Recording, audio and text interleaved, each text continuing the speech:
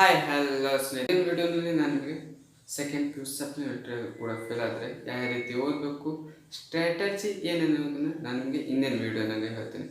ಹಾಗೆ ವಿಡಿಯೋ ಕೊನೆಯಲ್ಲಿ ನಿಮಗೊಂದು ಸ್ಪೆಷಲ್ ಹೇಳ್ತೀನಿ. ಜನರಲ್, ನಾನು ನಿಮ್ಮ ಪ್ರೀತಿ ಆನಂದ್ ಜೀವ. ನೀವು ನೋಡ್ತಾ ಇದ್ದೀರಾ prince Anand YouTube channel.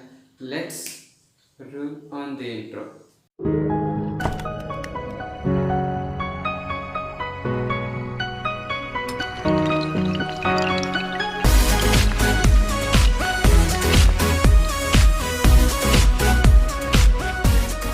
All right, ಯಾವ ರೀತಿ ಪ್ರಿಪೇರ್ ಆಗಬೇಕು ಅಂದರೆ, ನೀವು ಯಾವುದೇ ಆದಂಥ ಸಬ್ಜೆಕ್ಟ್ನಲ್ಲಿ ನೀವು ಸಪ್ಲಿಮೆಂಟ್ರಿಯಲ್ಲಿ ಬರೆದಿರ್ಬೇಕಂದ್ರೆ, ನೀವು ಕೆಲವೊಬ್ಬರು ಫಿಸಿಕ್ಸ್ನಲ್ಲಿ, ಕೆಮಿಸ್ಟ್ರಿಯಲ್ಲಿ, ಮ್ಯಾಥಮೆಟಿಕ್ಸ್, ಬಯೋನಲ್ಲಿ ಫೇಲ್ ಆಗಿರ್ಬೋದು.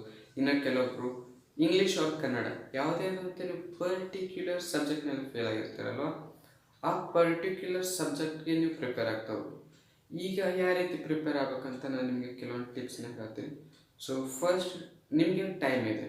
ನೀವು 2020 ಆ್ಯನ್ಯುವಲ್ ಎಕ್ಸಾಮ್ ನೀವು ಬರಿತಾ ಇದ್ದೀರಲ್ಲ, ನೀವು 2020 ಎಕ್ಸಾಮ್ಗೋಸ್ಕರ ಯಾವ ರೀತಿ ಪ್ರಿಪೇರ್ ಆಗಬೇಕಂದ್ರೆ, ಫಸ್ಟ್ ಪ್ರೀವಿಯಸ್ 10 ಇಯರ್ಸ್ ಪೇಪರ್ಸ್ನ ತೊಗೊಳ್ಳಿ, ಸಾಲ್ವ್ ಮಾಡ್ತಾ ಹೋಗಿ. 2 to 3 hours ಶೆಡ್ಯೂಲ್ ಮಾಡ್ಕೊಳ್ಳಿ, ಓದಿ. ಯಾವ ರೀತಿ ಓದಂದ್ರೆ, ಒಂದೇ ದಿನದಲ್ಲಿ ಅಷ್ಟು ಓದೋಕ್ಕೆ ಟ್ರೈ ಮಾಡಬೇಡಿ. ಯಾಕಂದರೆ ನಮ್ಮ ಬ್ರೈನಲ್ಲಿ ಅಷ್ಟು ಇನ್ಫಾರ್ಮೇಷನ್ ಒಂದೇ ಡೇನಲ್ಲಿ ಹೋಗೋದಿಲ್ಲ.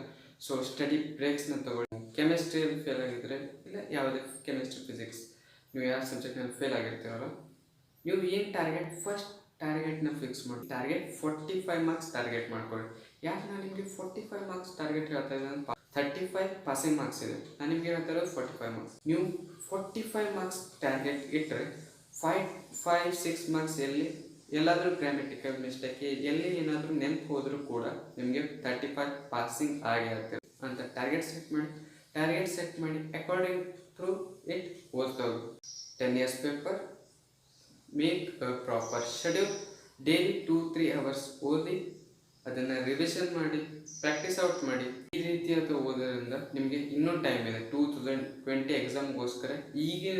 ಇವತ್ತಿನಿಂದಲೇ ನೀವು ಓದಲು ಶುರು ಮಾಡಲ್ಲ. You can reach, you can pass it out. Pass easily ಆಗ್ತದೆ. ನಾನು ಸಪ್ಲಿಮೆಂಟ್ರಿ ಸೀರೀಸ್ ವೀಡಿಯೋಸ್ನಲ್ಲಿ ಹೇಳಿದ್ದೀನಿ.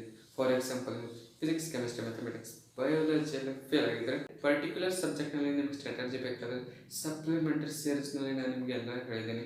ಹಾಗೆ ಇಂಪಾರ್ಟೆಂಟ್ PDF ಕೂಡ ಕೊಟ್ಟಿದ್ದೀನಿ. ಸೊ ನೀವು ಆ ಪ್ಲೇಲಿಸ್ಟ್ನ ಚೆಕ್ಔಟ್ ಮಾಡೋದನ್ನು ಮರಿಬೇಡಿ. ಸಪ್ಲಿಮೆಂಟ್ರಿ ವೀಡಿಯೋಸ್ ನಾನು ನಿಮಗೆ ಯಾಕೆ ಹೇಳ್ತಾ ಇದ್ದೀನಿ ಅಂದರೆ, ಅಲ್ಲಿ ನಾನು ನಿಮಗೆ ಹೇಳಿದ್ದೀನಿ ಯಾವ ರೀತಿ ಪಾಸ್ಔಟ್ ಆಗಬೇಕಂತ. ಸೊ ನೀವು ಆ ವೀಡಿಯೋಸ್ನ ರೆಫರ್ ಮಾಡಿ. ಹಾಗೆ PDF ಕೊಟ್ಟಿದ್ದೀನಿ, ಆ PDF ಕೂಡ ಓದಿ. ನೀವು ಆ ವಿಡಿಯೋನ ರೆಫರ್ ಮಾಡೋದ್ರಿಂದ ನೀವು ಪಾಸ್ ಆಗಿ ಆಗ್ತೀರಾ ಅಂತ ನಾನು ಹೇಳ್ತೀನಿ. ಏನು ಟೆನ್ಷನ್ ಹೋಗಬೇಡಿ.